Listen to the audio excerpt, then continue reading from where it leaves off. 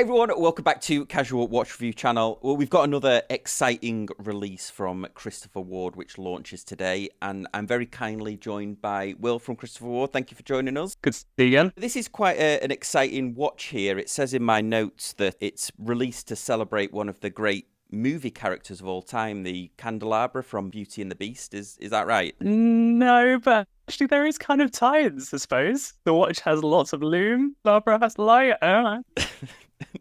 I'm making it a light of this, but this is a really cool watch. I've had my hands on one of the prototypes for a couple of weeks. I'll let you introduce the watch. It is quite special, this one, especially the lume on it. What's it called, where it fits in the lineup? In previous versions of the C60, we always had this kind of top-of-the-range, very tool-oriented version of the watch. We wanted to do that again with the Pro 300s. In previous versions like this, we had always gone max water resistance. It can go as deep as possible, and that was what we focused on. We kind of decided that that wasn't really the way to go with the Pro 300, because I don't know if you remember that when we brought out the Pro 300, a lot of it was about wearability and that real slimness, and we kind of wanted to take that and then push that even further on this version. This version, it's got a Sellita SW300 in it. It's really quite thin. Going into the more tooly aspects of it, the lume. Everyone loves lume, especially on dive watches. And we were like, well, how can we take that to the absolute maximum? We worked with Xenoprint, who have done all of our glowing 3D indexes in the past, like on the concept, C60 concept, the 12X, the moon glow and the moon phase, the moons are made by them. So we've got a really good relationship with them. We kind of wanted to see how far we could push that. We wanted to make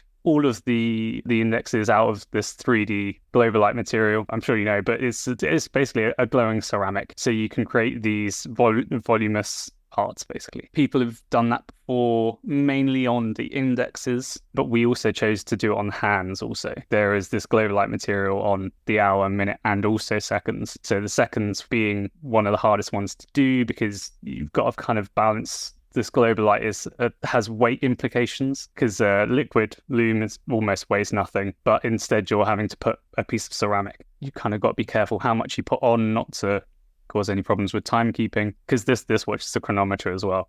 So that was kind of really important to keep the timekeeping as accurate as possible, but also add the functionality of the lume. Well, let's go over the stats really quick. Fully titanium watch, grade 2 titanium case and bracelet, 41mm case with a lug-to-lug of 47.9, which spanned my 7.2-inch wrist really well. You can see it in the photos here. Only 10.85mm thickness. These are Chronometer certified SW300 movements with a 54-hour power reserve. Now, I'm wearing, I think, the watch that you were referring to, the Elite 1000 here. Is this replacing this watch? It's not really the replacement for it. It's just we've always had this kind of more extreme version of the C60 in the different lives the C60 has had. And this is just that watch for the Pro 300s. So it's not like a direct replacement, but it's kind of in the same thinking. I've reviewed the Pro 300, one of my favorite dive watches that I reviewed at that time.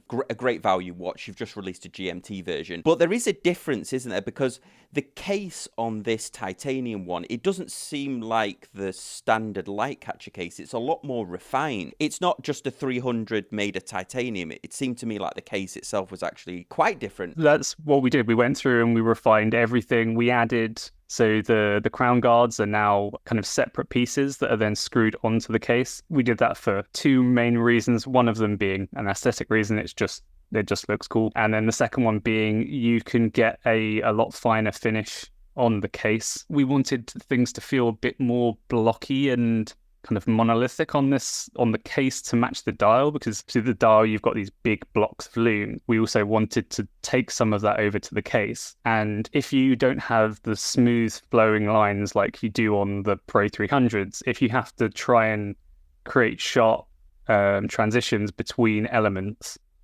you're never going to get like this really sharp line. You're always going to get this weird kind of radiusing on it. So we wanted to get rid of that, and basically you finish the mid case, You finish the crown guard separately, and then it all comes together. Adding the crown guard afterwards is a big nod to the 12, isn't it? Because that's exactly what you've done there. And then on the mid case itself, we've also changed the polished areas down the side. So now they kind of taper a little bit more. The case back is a different design. It's kind of just a bit more chunky, a bit more tooly. The bracelet is much more refined versus the Pro 300s. So now we have polished facets on every link on the sides. So it kind of follows on from the polish on the case all the way down the bracelet. The clasp as well. I noticed that there was a difference with the clasp, certainly over this Elite 1000 that I've got, but it's almost a different mechanism, isn't it? Yeah, so it's a further refinement on the adjustable clasp. So now we have a push button, so it's much easier. With the older ones, you had to kind of use your thumbnail and then adjust it. This one is just slightly easier, where you push a button instead and you can adjust it. It's also it tapers down more than the Pro 300 bracelet does. Again, it just feels a little bit more refined. It was a case of going through all of the elements of the watch and just seeing how we could add that extra things that maybe we couldn't do on the Pro 300, because, as you say, that the price is really accessible on the steel Pro 300s, and as soon as you start doing things like the extra pieces for the crown guards or the extra facets on the bracelet, the price starts to creep up. The pricing is similar to the previous Elite 1000, isn't it? But I think still very reasonable. It's £1,650 or £1,975 on the Aquaflex rubber, and then we have £1,985 and £2,390 on the titanium bracelet. I've seen the titanium bracelet. It looks awesome. I would highly recommend getting it on the titanium bracelet first and then adding the Aquaflex. You've talked about this, the loom. It is spectacular. I thought that this was a plastic, but it's a ceramic. So basically they mix a ceramic powder, binder, and the luminous material all as one, and then you cast it into molds, and then on these we then refinish them after they come out of the molds. We wanted a more refined shape that you could get straight out of the mold, because I don't know if you've noticed or if you've taken any macro photography of it, but all of the markers also have facets, like really small facets that run down the sides as well as on the kind of the front edge. So there's like lots of detail in the markers that you don't necessarily see from 20 centimeters, 30 centimeters away, but it just adds more visual interest when you get it up close. But in doing so, you then have to machine it afterwards, and that's done for every single one of the markers. And obviously we got the triangle at 12 on this, which is something we had tried on the concept, went down really well. For the Pro 300, it was maybe a bit too much for that watch. That has to kind of appeal to a very wide range customer. And we felt like the triangle is kind of one of those things that it feels more tool-like. It feels more aggressive somehow. So having it on this watch completely fits what we were trying to do with this watch, whereas the standard Pro 300 is possibly too much. Seeing the watch in person, I like the look of it, but I imagine you probably went through quite a number of iterations of it, because there must have been a fine line between making it look almost like a caricature of a watch with the loom. It looks awesome, the hands and everything, but I could see how it probably took a lot of restraint, because it's a concept that you could probably go over the top with and make it look a little bit more, I guess, exaggerated. Yeah, and also the fact that the loom is all a solid white color is everything ends up proportionally looking bigger, because you don't quite see the breaks in things. So like on a standard Pro 300, obviously you've got the loom inside of the marker itself, so visually it looks smaller. You could have a marker that's exactly the same dimensions in the Globalite and in the regular version, and the Globalite would always look bigger, just because of how your brain perceives it. So yeah, there was a lot of playing around with proportions, but we also wanted it to be quite a bold watch. Everything else about it is more exaggerated, so the numbers on the bezel are bigger and everything's kind of more exaggerated. As you say, you could definitely go too far with it, and it just seems like a toy, which is not what you want. Other than the initial impact of the loom, does the Globalite have any advantages like longevity? The brightness is there for sure, but does it have any advantages about its longevity? Yeah, absolutely. So it's all of both the brightness and the longevity are all to do with the amount of luminous material you can pack into a certain space. It being the ceramic and having that three-dimensional element to it, you get infinitely more luminescent properties. It's several times more luminous than our standard Pro 300 in terms of the brightness of it and also the length that it lasts. You sent me the blue version, the Fume dial, but there's going to be 3 initial release colors. Yeah. So we go the blue, and then also a really dark grey, and then a very, very vibrant orange, kind of your classic tool watch, like very in your face, punchy, fun, like the ultimate tool expression. So yeah, those are the 3 initial colors. You've kind of got something for everyone in there. I really like the blue.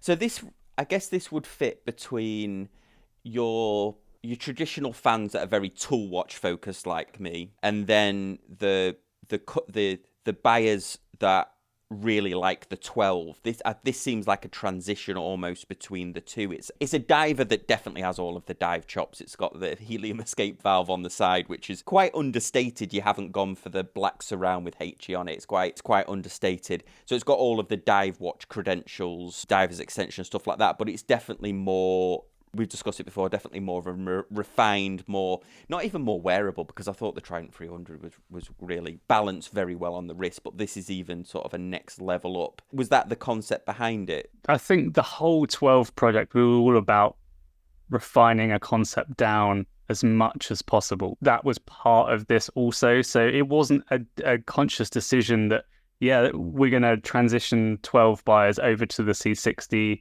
and so they'll enjoy this watch as well. It's just more of a general focus by the brand to refine everything a little bit more, get just the extra few percent out of each watch to just make it feel more special, make it feel like it's worth far more than it actually costs. That's always been the goal, but usually that's done through how we manufacture things, or like thinking about that in terms of manufacture rather than design. So pushing it upwards in terms of the design side of it, and also the manufacturing side of it comes down. So you'll get even more of a delta between the cost of it and how expensive it actually feels. You now have more different models in the line made of titanium than I think the vast majority of other brands. I mean, maybe Citizen has a lot in their catalog, but certainly as an independent brand like yourself, you've got the Belcanto titanium, the 12 titanium, this now in titanium. Is that a conscious effort based on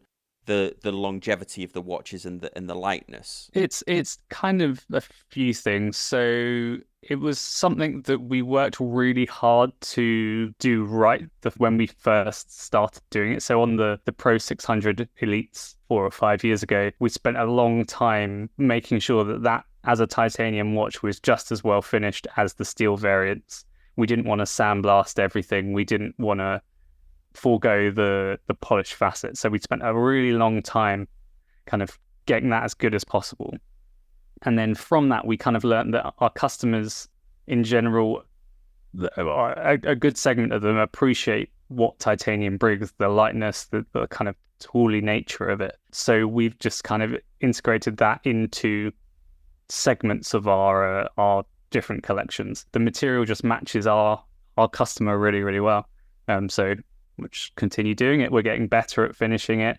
And again, it's a differentiator. As you say, there's not many other brands that are making this number of titanium watches. We spent a long time changing all the proportions on the case particularly. So it like really wore well. So that's one thing I think about the watch that sets it apart from other dive watches we've done before. It just, as soon as you put it on, it feels right.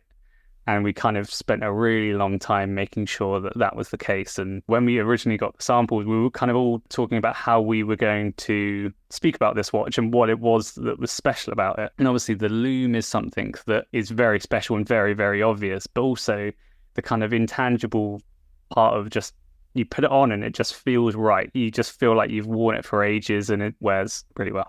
I totally agree with that. When I put this watch on, it may have visual similarities to the 300, but this is really feels a lot more refined, a lot more low profile on the wrist than I think any other Christopher Ward that I've had on the channel. So if people are wanting to have a dive watch that they can wear in most situations, I think this is ideal, really. There's definitely, you can really see the effort that's gone into refining that case down. You spent a lot of time refining that case. I mean, could it be done in steel? Will we see that in? Is this an evolution of the light catcher case, or is this going to be special at this time just to this one model? At the moment, it's just for this watch. It was kind of always planned just for this watch. We wouldn't replace the light catcher is definitely here to stay. It's not looking for a new iteration, but if it was to go well, we could put it on other things. We could grow the Lumière range. Kind of all just depends how the launch goes, and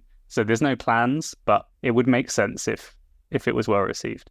You've also been doing a lot, especially with Mike Pearson joining. You've been doing a lot of watch shows in the US as well. So if anybody's interested in Christopher Ward watch, just look for a local watch show that's going on. There are all the major ones, but also Mike Pearson's been doing a lot of the sort of smaller ones, Red Bar events as well. And your team does a lot in the UK as well. So this is definitely I think it's going to be a hit, and if you're sort of on the fence about it, but you think you might like it, when you get your hands on it, I think you'll be impressed. Yeah, so the watch is out today. Will, thank you so much for joining us. Thank you. Thanks for watching. If you enjoyed the video, love it if you hit that thumbs up and subscribe if you want to see more content like this, and we'll see you next time on Casual Watch Reviews. Thanks, guys. Bye.